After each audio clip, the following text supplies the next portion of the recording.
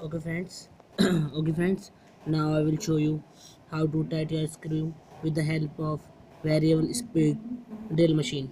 Okay, you want to this screw and you put down, you have to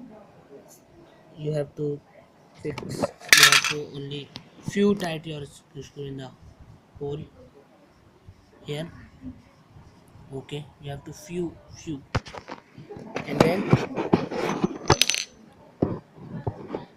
okay,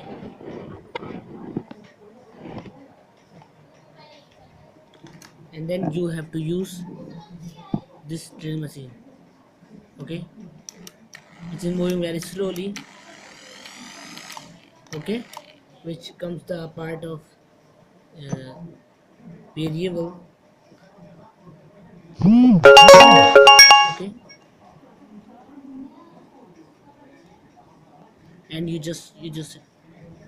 have to put your drill machine here and